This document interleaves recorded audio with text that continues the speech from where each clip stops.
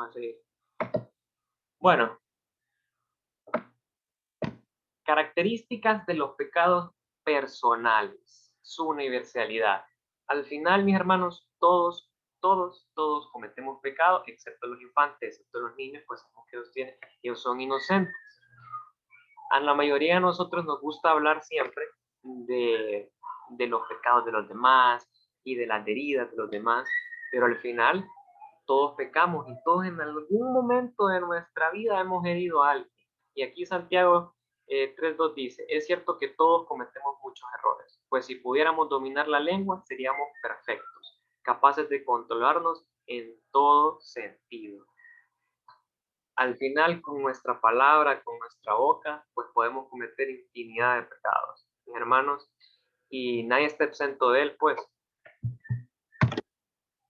Vemos aquí sus manifestaciones, no solamente aquellos que cometen deliberadamente, sino los que cometen con el pensamiento, la inmoralidad, la envidia, la codicia y la idolatría. No hay mejor ejemplo de esto que irnos a las Escrituras y ver lo que dijo nuestro Mesías. En Mateo 5, 27 al 28, dice, han oído el mandamiento que dice, no cometerás adulterio, pero yo digo que el que mira con pasión sexual a otra mujer, ya ha cometido adulterio con ella en el corazón. El pecar no solo está aquí, Jesús nos está hablando que el pecar no solo está en el hecho de que un hombre se vaya a meter con una mujer ajena, sino que el pecado está en la mente, en la mente. Si nosotros analizamos, ningún pecado se crea si primero no se originó en la mente. Yeshua aquí nos está hablando no del acto, sino de donde se origina todo, de donde viene todo. Al final, siempre que vamos a hacer algo, siempre lo analizamos, siempre lo pensamos. Es por eso que tenemos que tener cuidado con nuestros pensamientos, pues Yeshua se centra más en donde se maquina que en el acto del pecado, porque si podemos manejar donde se maquina nuestros pensamientos, pues podemos evitar a cometer pecado. Su clasificación. El Señor consideró el pecado de Caifás de entregarlo a Pilato más grande que el de Pilato. ¿Por qué? Ya lo vamos a ver más adelante en una cita bíblica en la siguiente diapositiva. En el Antiguo Testamento diferenciaban los pecados de ignorancia de los pecados de provocación. Por el contrario, la ofrenda por el pecado expiaba los pecados de ignorancia. O sea, hay una distinción entre los pecados de las personas que no sabían, de entre los pecados que sabían y aún así lo seguían haciendo. Para el Señor, al final pecado es pecado, pero para lo que el Señor le molesta y le indigna es que ya las personas sepan que es pecado. Ya se les dio la palabra y aún así les vale. Pues aquí en la siguiente diapositiva vemos más detalle esto en el Nuevo Testamento, que contrasta los pecados cometidos contra mucha luz recibida con los que cometen cuando se tiene poca luz, que es lo mismo que sucedía con Caifás y Pilato. Un siervo que sabe lo que su amo quiere, pero no se prepara ni cumple las instrucciones, será severamente castigado. Pero alguien que no sabe y hace algo malo, será castigado levemente. Alguien a quien se le ha dado mucho, pero mucho se le pedirá a cambio. Y a alguien quien se le ha confiado mucho, aún más se le exigirá. Entonces, ¿quién tenía más conocimiento? ¿Caifás o Pilato? Pues obviamente Caifás, por eso es que se le exigía más, por eso es que su pecado era aún más grande. Otras clasificaciones incluyen pues el pecado imperdonable, el pecado de la muerte, que es blasfemar contra el Espíritu Santo. Sí, dígame, Pamela. Y que levantó la mano ahí. Sí, pero cuando esa cosa que es famosa en toda la gente, aquí se me lavan las manos como Pilatos, ¿qué onda con eso? Con eso ya no lo van a condenar. ¿Cómo así? Que alguien ¿Cómo venga y... se lavó las manos? La esposa sí tenía un poco de temor, si mal no recuerdo. No, es que al y final... le decía que era un hombre claro. santo. Al final, pecado es pecado, ¿verdad? Eso, o sea, al final, eso no, al final fue pecado, pues, pero lo que estamos contrastando aquí... Aunque se lavó las manos, no importa. Aunque se lavó las manos, pues. Pecado Ah, ok. Pecado es pecado. Es que eso es famoso, me lavo las manos, entonces dice, bueno, ya estuvo, pues, rayo, es problema tuyo, no mío. Sí, por comodidad de no querer indagar más, por comodidad de no conocer la verdad. Y prácticamente es por eso que la gente lo dice hoy en día también, ¿verdad? Si decimos, yo me lavo las manos como Pilato, no tengo nada que ver, desinteresarse. Bueno, en la siguiente que tenemos aquí, en la de los pecados personales, se esperaba un poco ustedes, por eso que no la pueden ver, estoy esperando que cargue. ¿La pueden ver ahorita? A mí ya me sale. Sí, sí. Ok, bueno, los pecados personales no se transmiten de un individuo a otro de generación en generación. Cada persona comete sus propios pecados. Los efectos, sin embargo, los efectos de los pecados personales sí se transmiten en el sentido de que nuestros pecados afectan a las demás personas de nuestro alrededor, pero cada quien tiene que sufrir las consecuencias de sus propios pecados. Al final de esta presentación, al final de este tema, tanto en la presentación como en el manual que se les dio, hay un cuadro que se lo voy a explicar más a detalle. Ok, los pecados personales no se transmiten de generación, no se transmiten, ¿no? O sea, los pecados que yo cometo no tienen nada que ver con lo que pasó anteriormente en mi vida, con mis antepasados, ¿verdad? Sin embargo, aquí hay una cosa que había platicábamos, era de que, por ejemplo, si yo soy reincidente en el pecado, si yo soy reincidente en el pecado, yo me acostumbro a pecar, ¿verdad? Yo me acostumbro a pecar. Ese pecado personal se puede, como por así decirlo, poner en mi ADN y ahí es cuando se transmite de generación en generación. Cuando el pecado ya es tan fuerte en mi vida, ahí es de generación en generación. Al final hay un cuadro donde se va a explicar un poquito más a detalle. La pérdida de la comunión, cuando nosotros pecamos, cuando vemos en la historia de Adán y Eva, vemos que se perdió la comunión con el Señor y un ejemplo de ello era la comunión y la relación, porque cuando pecaron, se escondieron del Señor. El no creyente no tiene comunión con Dios a causa de sus pecados. Todos sabemos que nacemos con un pecado. El creyente ha sido incorporado en la comunión de la familia de Dios. Pierde el disfrute, esa comunión cuando peca. Es decir, el que no es creyente, pues evidentemente ya no tiene una comunión con Dios. Pero cuando nosotros somos creyentes y pecamos, perdemos esa comunión con el Señor. Perdemos esa comunión con Él. El pecado al final lo que nos hace es obstruir pues nuestra relación con Dios.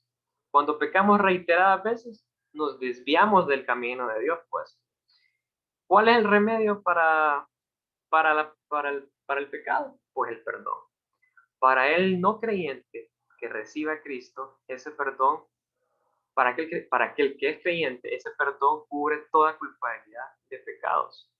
Efesios 1:7 dice, en quien tenemos redención por su sangre, el perdón de pecados según las riquezas de su gracia. Para el creyente, ese perdón restaura el disfrute de la comunión en la familia de Dios. Ahora yo les pregunto, ¿ustedes creen que porque Yahweh nos perdona, porque Yeshua nos perdona y porque la gracia de Él se manifiesta en cuando pecamos, debemos de siempre estar pecando porque Yahweh nos perdona?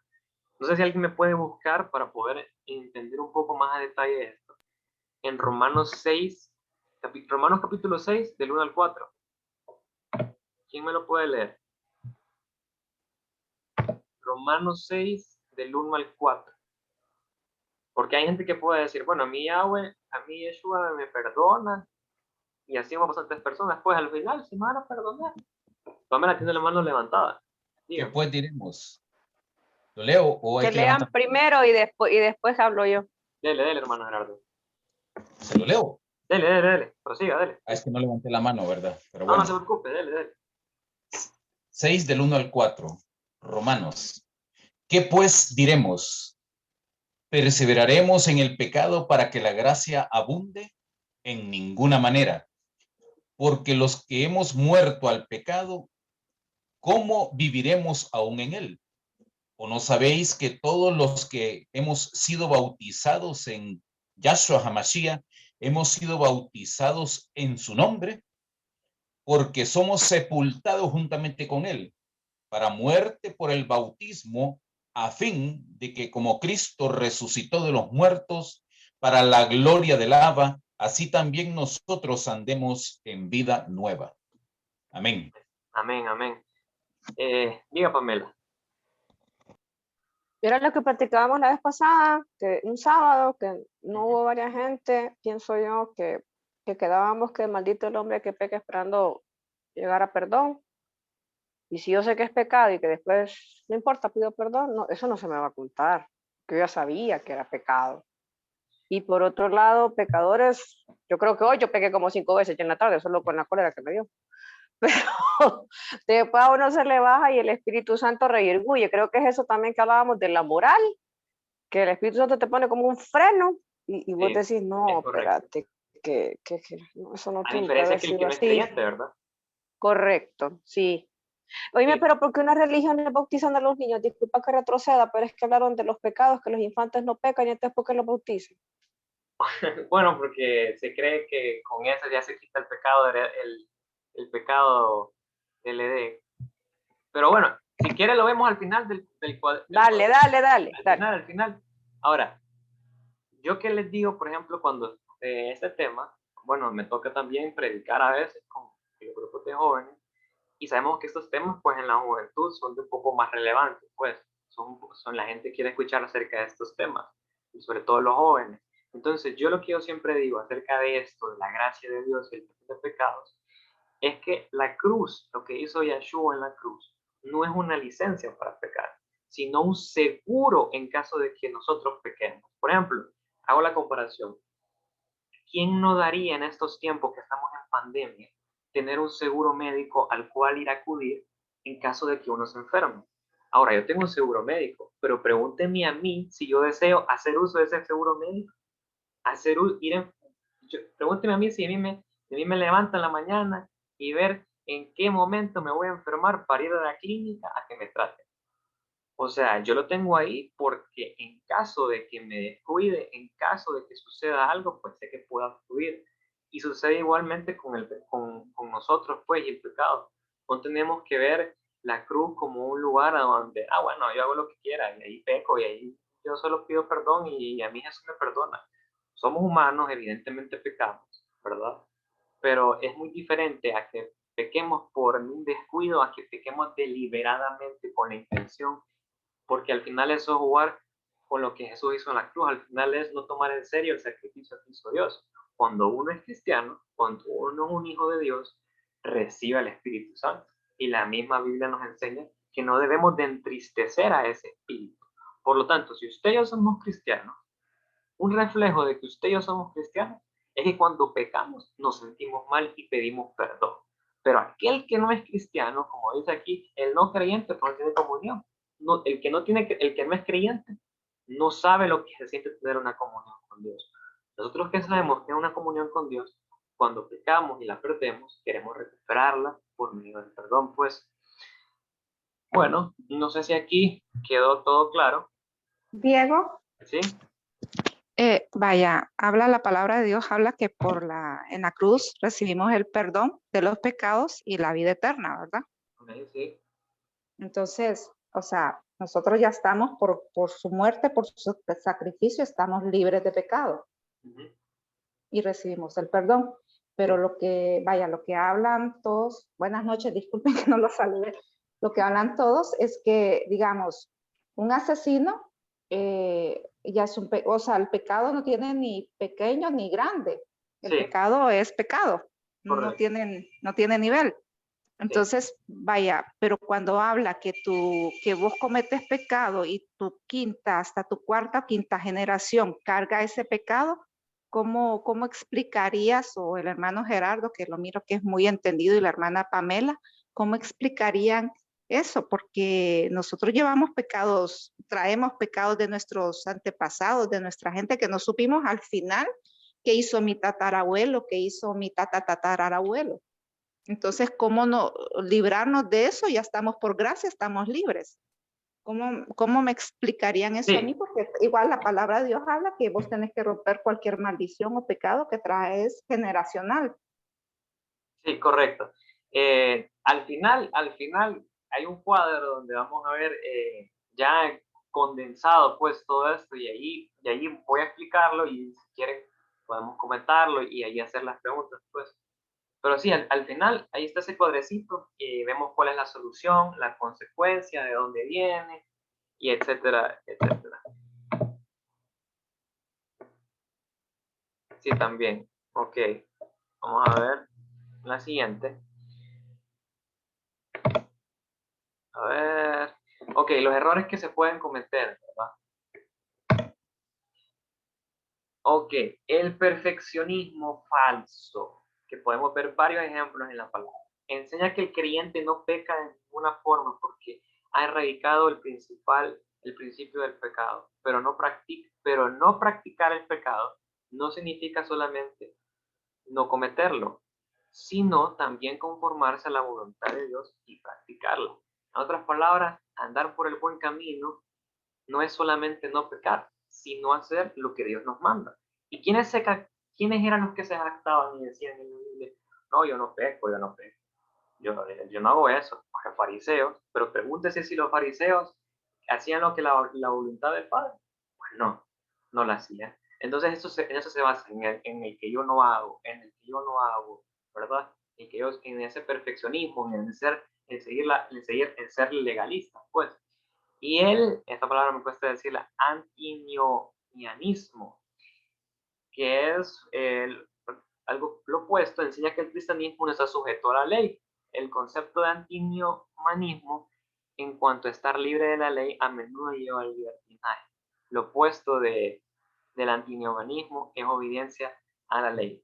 Se puede, o sea, en otras palabras, se puede prestar para el libertinaje, pero nuestra libertad, recordemos, no es para hacer lo que queramos, es para hacer lo que Dios quiere que hagamos, pues. Cuando alguien, un ejemplo parecido a este podría ser, para poder entenderlo, es que cuando nosotros somos libres, lo puedo comparar con alguien que sale de la cárcel. Cuando alguien sale de la cárcel, no va a hacer lo que esa persona quiere, porque si no, ¿a dónde va a volver? Al mismo lugar a donde salió, al mismo lugar donde salió. Al final nuestra libertad no es hacer lo que nosotros queremos, porque lo que nosotros queremos es lo que nos ha esclavizado y nos ata, ¿verdad? A las cadenas de este mundo. Y la libertad que Dios nos ofrece es por medio de seguir su palabra, ¿verdad? Por medio de la guianza del Espíritu Santo. Y los enemigos del cristiano. El mundo. Satanás, pues ya sabemos que es su cabeza y su fuerza controladora. Su principal característica es la falsificación. Nuestra defensa ante él, varias cosas sirven como defensa del creyente contra la falsificación del mundo. Nuestra fe es la victoria que vence al mundo. Sabemos que Cristo ya venció al mundo y en esa verdad nosotros debemos de creer, en esa verdad nos debemos de apoderar, ¿verdad? Nuestra armadura, que la podemos ver en Efesios, de cómo nos habla de la fe, de apegarnos a la verdad, a la salvación y el conocimiento de las estrategias de Satanás. Ya sabemos que debemos de estar atentos, pues hoy en día vemos tantas estrategias como es el enemigo para tergiversar, para cambiar la palabra. En bastantes sectas, tristemente se está viendo varios movimientos que ya no solo se están yendo en contra de la palabra de Dios, sino que están metiendo cualquier tipo de herejías dentro de la misma iglesia. Padres que se desligan del Vaticano, hay un caso allá en Alemania, si no me equivoco, en Europa, que se desligaron del Vaticano para casar homosexuales, iglesias también protestantes en Estados Unidos con pastores travestis, una serie de cosas pues increíbles, pues al final sabemos que el Satanás siempre va a querer usar la palabra a su conveniencia. Por lo tanto, siempre debemos de estarnos al tanto, siempre debemos de estar atentos a mover en el espíritu, siempre en constante comunión con Dios. La carne, voy a para atrás. la carne, ese principio pecaminoso dentro de todos nosotros. Algunos identifican la naturaleza pecaminosa con la carne. La carne produce obras. ¿Quién me podría leer Gálatas 5, del 16 al 9, por favor? Se caracteriza por lujuria, pasiones y puede esclavizar al creyente. Los creyentes tenemos una lucha interna por agradar a Dios y satisfacer los deseos de la carne. Ahora, ¿cómo se puede controlar la carne? La carne se puede controlar únicamente por afianzarnos en el hecho de que estamos crucificados juntamente con Cristo. Podemos experimentar victoria no por erradicar la carne, sino por caminar dependiendo del Espíritu para controlarla. O sea, someternos a la palabra de Dios, someternos al Espíritu Santo. Al final, esto es como que usted tuviera dos leones. Y esos dos leones se van a enfrentar. Y usted tiene que alimentar a esos dos leones durante el día. Y a uno lo alimenta y a otra no. Y al final de la noche se van a enfrentar. ¿Cuál es el león que cree que va a ganar? Pues el león que usted alimentó. Si usted alimenta la carne, pues usted va a dar a las obras que la carne quiere. Pero si usted alimenta el espíritu, va a poder someter a la carne, va a poder controlar la carne, y va a poder evitar pecar y así mantener la comunión con Dios. ¿Alguien tiene Gálatas 5, 16, 9?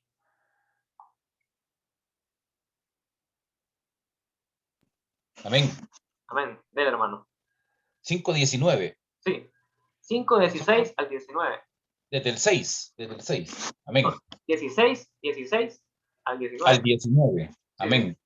Digo pues, andad en el espíritu y no satisfagáis los deseos de la carne, porque el deseo de la carne es contra el espíritu, y el del espíritu es contra la carne, y estos se oponen entre sí para que no hagáis lo que quisierais, porque si sois guiados por el espíritu, no estáis bajo la ley. Y manifiestas son las obras de la carne, que son adulterio, fornicación, inmundicia, lascivia, y continúa la lista. Amén. ¿Termino? No se preocupe, hechicería. Bueno, si ustedes quieren ver más a detalle acerca de eso del pecado, no lo puse yo en la lista porque, pues, ya sabemos que nosotros podemos, por nuestra propia mente, identificar miles de pecados, pero al final del módulo, ahí están los pecados que el Señor, que nuestro Mesías habló en el Nuevo Testamento. Ahí en el módulo lo pueden ver, cita por cita. Ahí. Ok. El enemigo, su estrategia es planificada, Satanás inventa métodos, usa estrategias y emplea toda la astucia de una criatura sobrehumana para atrapar al creyente. Su estrategia es persistente. O sea, el enemigo ya sabe que va a perder, el enemigo ya sabe a dónde va a ir a parar, pero él así, lo que él quiere es seguir en su propósito, seguir en su plan. Continuamente acecha al creyente, esperando el momento oportuno para atacar. Es por eso que tenemos que mantenernos en el espíritu, hermanos. Es por eso que tenemos que siempre alimentar al espíritu, porque el enemigo, en la mínima que empecemos a alimentar la carne, ahí se quiere meter. ¿Para qué? Para destruir nuestra comunión con Dios, para destruir nuestro propósito. Su estrategia, pues, es poderosa. El creyente tiene una lucha contra Satanás. Sabemos que nuestra lucha no es contra carne, ¿verdad? No es contra carne ni hueso, sino contra principados. Pero al final entendamos algo, que nosotros no estamos peleando para ganar una victoria. Nosotros no estamos peleando contra el enemigo para ganarle. El enemigo ya fue derrotado en la cruz. El enemigo ya fue derrotado. Nosotros tenemos que someternos a la palabra de Yahweh y esperar a que en su segunda venida, pues él venga por su pueblo. Pero mientras tanto, estar atentos, como dice la palabra. Primera de Pedro 5:8 al 9, yo tengo aquí la versión de la traducción viviente, dice así: estén alerta, cuídense de su gran enemigo, el diablo, porque anda acecho como un león rugiente, buscando a quien devorar. Manténganse firmes contra él y sean fuertes en su fe. Recuerden que su familia, que creyente en todo el mundo, también está pasando por el mismo sufrimiento. El enemigo siempre está queriéndonos hacer pecar constantemente, siempre está poniéndonos pruebas. Pero como bien dice la palabra, huir del mal y él lo irá de ustedes. Las sanciones Para el que no es creyente, si muere sin el perdón de sus pecados, tiene que sufrir en el tormento eterno del agua de fuego, pues ya sabemos. Para el creyente que peca, para el creyente que peca. El pecado trae una interrupción de una comunión en el área del pecado. Ya habíamos hablado acerca de ello, de la comunión con Dios. El pecado causa la pérdida del gozo, la pérdida de la alegría, la pérdida de la esperanza, ¿verdad? Hace que el creyente ande en tinieblas. ¿Qué sucede? Cuando uno peca, uno anda en tinieblas. Camino de luz solo hay uno y es el camino que ha trazado Jesucristo. Por lo tanto, cuando uno peca, uno se desvía del camino y uno anda por otras cosas. Uno anda en camino de tinieblas. El pecado trae una falta de confianza en la oración. Bien dice la palabra que pidamos, pero que pidamos ¿cómo? Que pidamos con fe, con certeza, con confianza, con seguridad. Pero difícilmente vamos a poder pedir con esa certeza, con esa confianza, con esa seguridad, pues si andamos en pecado. Para el creyente que peca habitualmente, que reincide en el pecado, el castigo en alguna forma, el castigo, pues sabemos que ya como Yahweh es nuestro Padre, ¿verdad? Es nuestro Abba. Como todo buen padre, corrige a sus hijos para que él es creyente. Como todo buen padre, corrige a sus hijos. Al final, pues, que Yahweh nos corrija, pues es un hecho de que somos sus hijos. Pues no sé si alguien me podría buscar Hebreos capítulo 12 del 5 al 11 para que lo podamos entender. Y no sé si alguien lo tiene ahí. Amén. Y habéis, Hebreos 12, 5 al 11. Sí. Y habéis ya olvidado la exhortación que como a hijos se os dirige diciendo, Hijo mío, no menosprecéis la disciplina del Señor, ni desmayes cuando eres reprendido por él, porque el Señor al que ama disciplina y azota a todo el que recibe su hijo. Si soportáis la disciplina, Dios os trata como a hijos, porque ¿qué hijo es aquel a quien el Padre no disciplina? Pero si se os deja sin disciplina, de la cual todos han sido participantes, entonces sois bastardos y no hijos. Por otra parte, tuvimos a nuestros padres terrenales que nos disciplinaban y los venerábamos. ¿Por qué no obedeceremos mucho mejor al Padre de los espíritus y viviremos? Y aquellos ciertamente por pocos días nos disciplinaban como a ellos les parecía, pero para lo que nos es provechoso, es para que participemos de su santidad. Es verdad que ninguna disciplina al presente parece ser causa de gozo, sino de tristeza, pero después da fruto, apacible de justicia a los que en ella han sido ejercitados. Amén. Amén, amén. Quiero buscar ahorita en la palabra porque vamos a entrar a las medidas preventivas, pero quisiera leer algo que me trajo memoria acerca de las medidas preventivas. Aquí, que dice medidas preventivas, pues la palabra de Dios. Dios en nuestro corazón servirá para prevenir el pecado, porque nos avisará, recordará y animará, fortalecerá y guiará cuando seamos tentados a pecar. Y la palabra de Dios, pues, ¿qué es lo que hace? Nos hace prevenir el pecado, que no caigamos en pecado. Un ejemplo de ello, pues vámonos al origen, de donde todo comienza, ¿verdad? Cuando Dios le está hablando a Adán y le dice, Yahweh Dios habló al hombre diciendo, de todo árbol del huerto puedes comer, mas el árbol de la ciencia del bien y del mal no comerás, porque el día que comieras ciertamente morirás. Y dijo Yahweh Dios. Bueno, después habla acerca sobre Eva, pero podemos ver cómo la palabra que Dios le dio a Adán quería prevenir que aconteciese eso. Que Adán y Eva hicieran caso, ya es otra cosa. Pero la palabra se nos es dada para que no andemos por otro camino, para que andemos por el camino correcto. La intercesión de nuestro Señor Jesucristo siempre viene para interceder por nosotros. Sabemos que el único mediador entre Dios y el hombre es Él, pues que está siempre abogando por nosotros, que está siempre intercediendo por nosotros, velando por nosotros. Y la C, la morada del Espíritu Santo, que la dividimos en tres. Muchos de los ministerios del Espíritu en el creyente hoy en día tiene que ver con el evitar el pecado. ¿Por qué? Porque nosotros vivimos por el Espíritu, y si vivimos por el Espíritu debemos andar por el Espíritu, enseñándonos cosas profundas de la palabra que nos ayudan a discernir entre bien y el mal. Ahí están las citas bíblicas que las pueden buscar, guiándonos en nuestra oración. Sabemos que el Espíritu nos ayuda a saber cómo orar, a cómo pedirle al Padre, y capacitándonos para servir. Nos puede guardar de usar nuestro tiempo, dinero y energía para pecar. En otras palabras, nos puede ayudar a utilizar nuestros recursos de tiempo, dinero y energía de manera eficiente, de manera que agraden la voluntad del Padre. ¿Cómo? Pues como ya hemos dicho, viviendo por el Espíritu.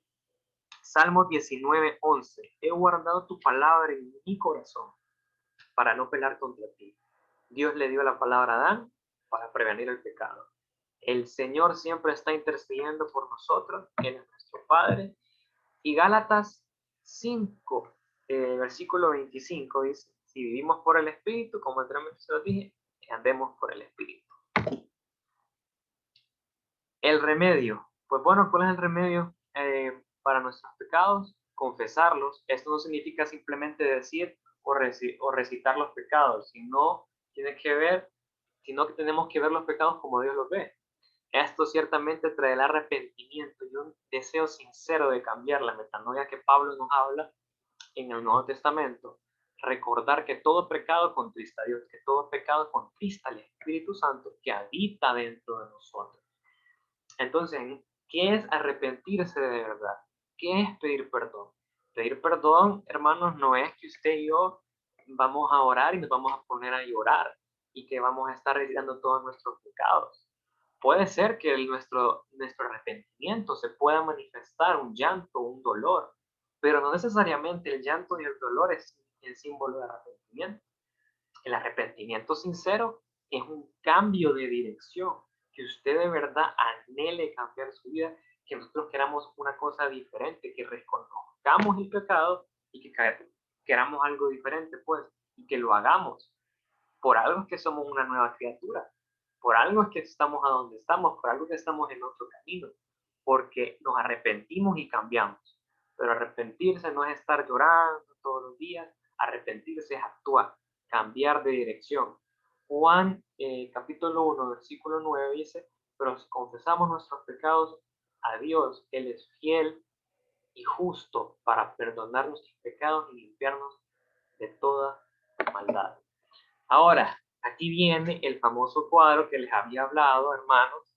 Y vamos a ver, pecado heredado, generación en generación, que es lo que nuestra hermana Bessie, pues nos estaba hablando de las maldiciones generacionales, pues, de las maldiciones que vienen de nuestra familia en familia. La consecuencia principal, ¿cuál es la consecuencia? Muerte espiritual, muerte espiritual. ¿Y qué trae la muerte espiritual, hermanos? Muerte espiritual trae una pérdida de la comunión.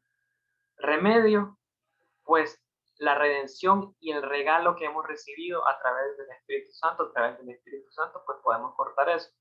Ahora, haciendo una distinción acerca del pecado personal y el pecado heredado. Yo puedo cometer pecados que son porque mis antepasados lo cometieron, ¿verdad? Pero hay pecados que no tienen nada que ver con los de mis antepasados. Y si yo estoy residiendo en ese pecado, ok, los pecados que no son de mis antepasados y son míos, son pecados personales, ¿no? Pero si yo empiezo a reincidir en ese pecado, yo puedo hacer que ese pecado se convierta en un pecado heredado para mis futuras generaciones. Para mis futuras generaciones. Ahora, el pecado imputado va desde Adán hacia mí. Y la consecuencia, pues la muerte física. Justicia imputada, pues es lo que hizo pues nuestro Señor en la cruz. El remedio fue lo que hizo nuestro Señor en la cruz. Y los pecados personales, pues la transmisión, como se los había dicho, hacemos una distinción acerca de los pecados, para hacerlo un poco, para entenderlo un poco más. Si un padre pues fue alcohólico y tiene hijos, pues sus hijos pueden tener tendencia a ser alcohólicos, ¿verdad? Pero no necesariamente todos los pecados que ese hijo cometa se le deben de atribuir a sus antepasados. Esos son los pecados personales y no tienen ninguna transmisión antepasada, pero sí se pueden transmitir a futuro. ¿Y esto qué es lo que trae? Pues la pérdida de la comunión. ¿Y cómo se puede remediar? Pues con el mismo perdón, que anteriormente hemos mencionado, con el arrepentimiento, con el confesar nuestros pecados. De esta manera se puede, ¿cómo se llama?, evitar. Ahora, no sé si alguien quiere aportar, decir algo, para mantenerlo en orden. Hagámoslo levantando la mano, voy a estar pendiente de aquí del chat para ver quién levanta la mano. ¿Alguien quiere opinar o decir algo? Ok, hermano Gerardo, dele. Me decía en una ocasión un pastor, y es un hombre entregado y tiene una sabiduría y denuedo una inteligencia para compartir la palabra de manera sorprendente, si usted lo escuchara. Muy convincente, porque la misericordia del Eterno está en la vida de este varón. Sin embargo, nuestro Padre Celestial perdona todos los pecados, porque entonces, ¿quién podría ser salvo? Nadie. De hecho, el sacrificio en la cruz del Calvario es con el propósito santo, puro, ¿verdad? Y la inmolación de nuestro Señor Yahshua HaMashiach es para perdonar la multitud de pecados, excepto la blasfemia contra el Ruach HaKodesh. Amén. Sin embargo, este varón me decía, ¿por qué muchas cosas en mi vida me salen mal? ¿Por qué? Bueno, le dije yo, tú eres pastor y comprendes, tú hasta una licenciatura en teología tienes en tu cabeza, pero toda esa licenciatura y todo ese brebaje, todo ese conocimiento de la palabra tiene que bajar a tu corazón para que lo puedas comprender, porque si me haces preguntas siendo pastor y licenciado en teología, es porque hay cosas que aún no has comprendido en el espíritu. Y para concluir este diálogo que tuve con él, me dice, ajá, ¿y cómo es que a vos las cosas te fluyen y el Señor te bendice? Bueno, es que todo lo que el hombre sembrare, eso también segará. Y se quedó meditando. Y es verdad, si nosotros sembramos pecado tras pecado tras pecado, ¿qué es lo que vamos a recibir? ¿Qué es lo que vamos a cosechar ante continuos pecados? Horrenda expectación de juicio. Y aunque la palabra nos dice a nosotros que ninguna condenación hay para los que están en Yahshua HaMashiach, en Cristo Jesús, no para los que están con, porque los que están con pueden estar a la par de nosotros, los redimidos. Pero la condenación es para los que estamos en. Y para los que estamos en Cristo Jesús, somos conscientes. O sea, atesoramos la palabra en el corazón y la razonamos aún con nuestra mente, de que estamos enmarcados, de que estamos bajo un patrón definido, bajo fronteras definidas de palabra, de instrucciones de las cuales nos muestran que toda esa escritura es exhalada por el Eterno para poder vivir conforme a la perfecta voluntad del Eterno y no pecar contra él, porque el Espíritu mismo da testimonio de lo que somos nosotros y el Espíritu mismo se contrae y se aparta y se duele y entonces se separa, y cuando el Espíritu se separa de nuestro espíritu, entonces horrenda expectación de juicio es la que existe.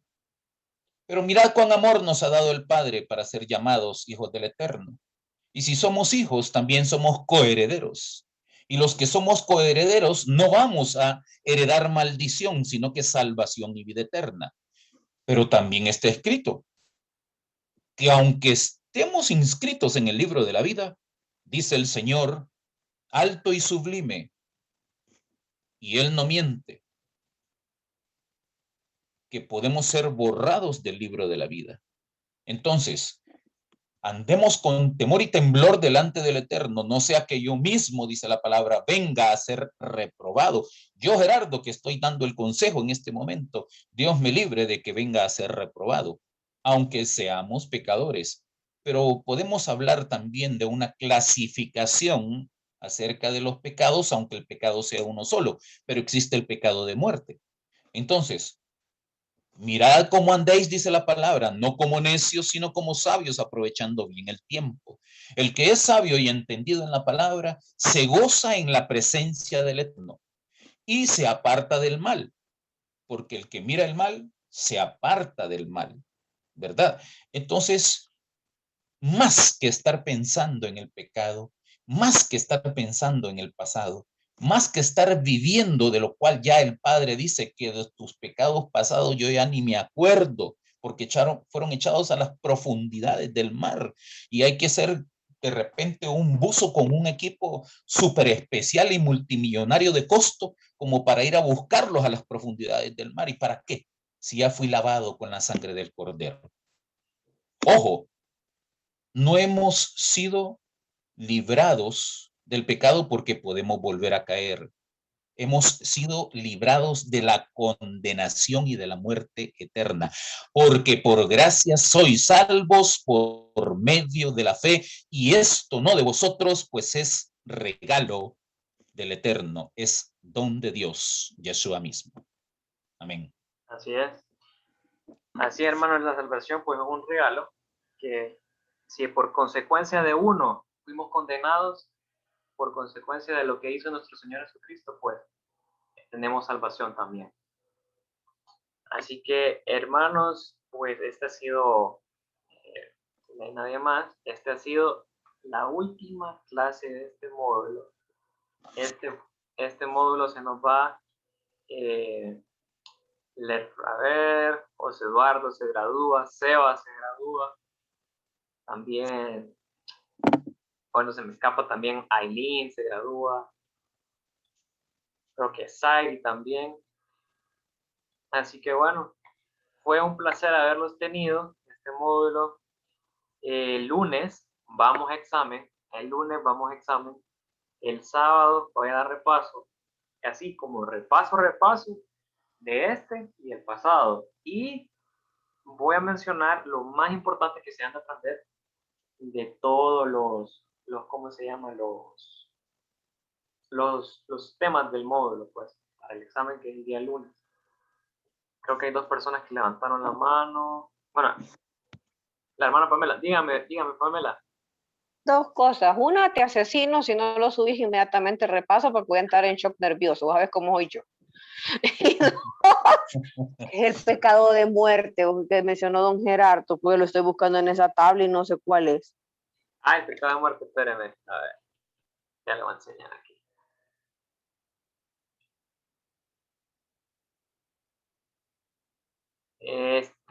Muerte física, busque este pasaje. Salió alguien. Primera de Juan 5:16. Ah, pero la muerte física es el heredado de Adán y Eva. En el cuadro, el último que vos pusiste, la muerte física. Hablábamos con Avi del pecado de muerte, que era ¿cuál?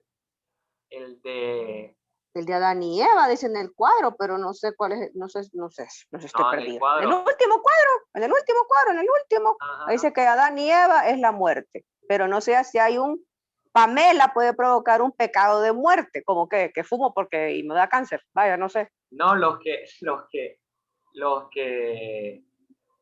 el pecado de muerte, lo que hablábamos con Avi era de la blasfemia contra el Espíritu Santo, que era interesante porque si nosotros nos ponemos a pensar, hay varias personas, bueno, no sé si ustedes lo conozcan, pues, pero hay varias personas que han hablado del Señor, que han dicho no, o se han reído del Señor, pues, y al final son perdonados,